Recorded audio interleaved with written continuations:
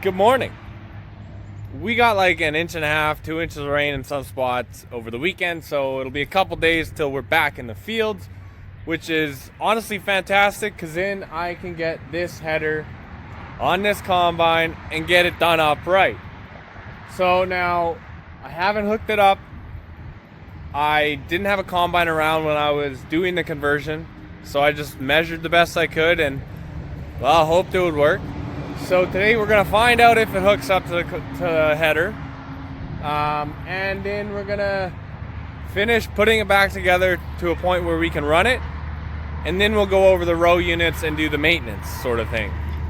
What's left on the conversion is we'll probably have to do a bit of welding and adding metal on the faceplate where the feeder house hooks up to the header, because I think there may be some gaps. And then I have to finish putting the auger in properly, and we need to get PTO shafts. This has 540 shafts on it, and we need 1,000 shafts for this combine. So I think we got a header out back that has the shafts we'll need. So that's what we're gonna do. I'm excited.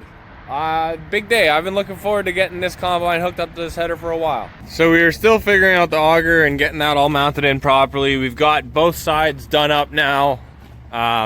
Tighten up where they need to sit, and spins good.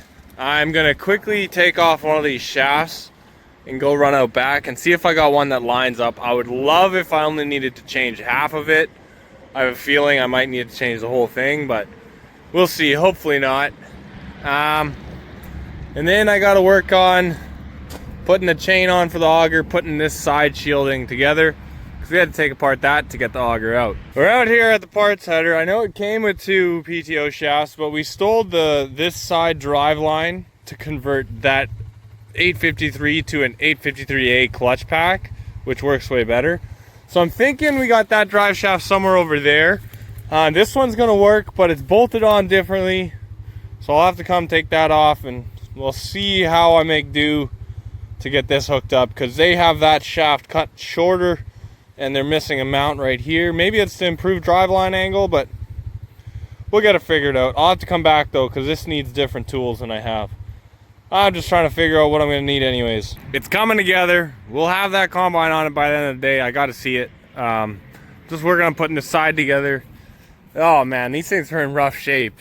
We got a big crack right here and one on the other side, and it should really be done, but we're running out of time. I got to get this thing going, so we'll see if we get to it this year.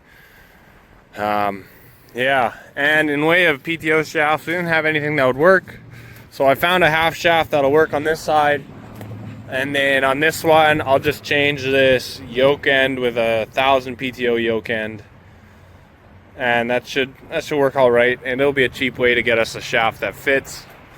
And then I don't have to do any modifying on the bottom, which does save me some time. I found a half shaft that'll work in that one till I get the other yoke that I need in a week. And now we're gonna get this one converted over, but it's really stuck. So we're gonna see if we can't use the winch on the quad and get it to free up. Oh, I hope it don't snap on me. Wow, that's pretty solid. It's not going anywhere. I figured it out. It wasn't the winching method. I just gave it some slack and backed up, and we got our shaft out.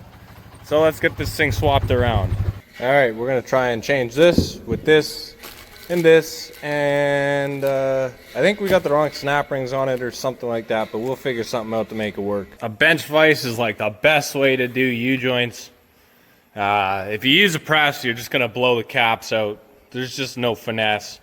So I just use some sockets, small socket to push out into the bigger socket, and that's how I'll get my caps out. And then you just kind of flip it around to put it in together. So I compared it to a 1200 joint, and I thought it was right, but obviously I was wrong. It's a 1400, so now all these parts are wrong. So we'll get these ordered in the right size, send these back, and in the meantime, we'll just run one half of the header at a time and still make some progress. So now we're at the point where we're gonna hook it up.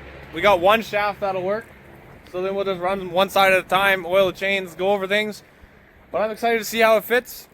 And we may have to do some modifying yet, but hopefully it's close. All right. Let's see what happens.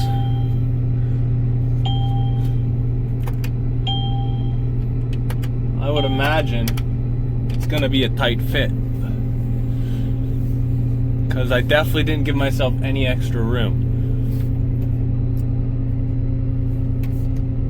So let's see. Gotta get all the way under. A little difficult doing it one-handed here, but we're all gonna see together.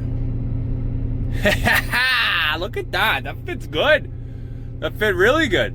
Not much extra space, but it's on there nice. Oh, I love to see that. I was definitely worried about those things fitting right, because if I was off like a 1/4 inch on either side, we would have had issues. Now I guess the next thing is it sitting flush against the feeder house? I am quite impressed with how it's sitting on there, nice and flush against the faceplate. Although there is a gap in between here, because this is like 2 inches higher than this, so we'll get some strapping in here, which I kind of figured. But I think that'll work nice. Let's run this half of the header and get these chains oiled up, and then we'll run that half and get those ones oiled up. It was pretty quick, pretty rough, but we got that piece welded on the bottom there. That'll close up that gap. So now we'll hook up back to this thing. We're gonna run this thing now, start greasing and oiling chains and doing that sort of thing. It's gonna be a rough start, because this thing sat for like 3 years, and I'm sure those chains are pretty crispy. But we can only do half at a time. One drive shaft operates 4 rows, so we'll do this and the auger, and then we'll switch the drive shaft to the other side and do that side. Let's see what happens. That's working. We're gonna slow this feeder house all the way down.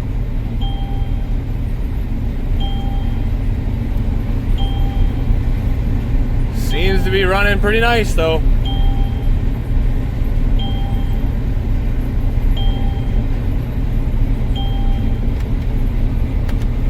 All right, let's go do some oiling.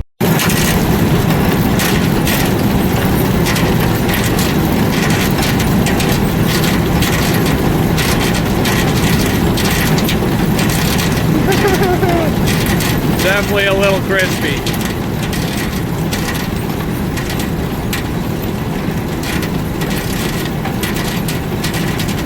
It's a good chain though. It's fresh, it's just hasn't been running a while.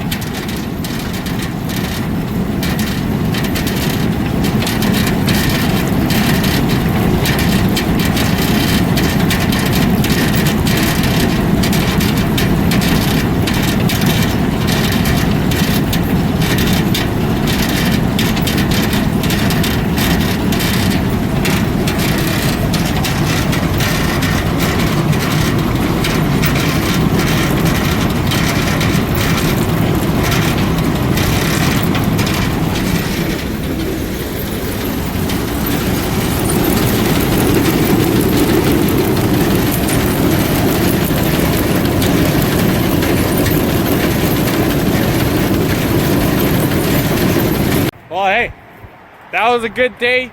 I'm feeling good about the header. I'm hoping tomorrow we can get it wrapped up, and then the day after we can spend working on the combine, getting it ready, because we got to switch it all over. And there's a pretty good oil leak on the engine that we're going to take care of before we get into sunflowers, because we don't need any more of a reason for things to burn. Tomorrow we're going to get the PTO shafts organized, set up, and done, and just adjust all those chains on the front now. While I was oiling, I adjusted this chain and the one on the other side. But then the big chains that need adjusting is these row units. We'll need to adjust that top chain that drives them, and it drives the knife that does the cutting. And then we'll need to adjust our gathering belt chain, just get everything tight, and check out bearings, because there are so many bearings on this, as well as just quickly inspect our drive gears. But that's gonna do it for today. I hope you found this interesting. We'll see you guys tomorrow. And hopefully we'll be going on sunflowers with 2 combines in a couple days. We're thinking Thursday it'll be. So, hey, you guys have a good day. We'll see you on the next one.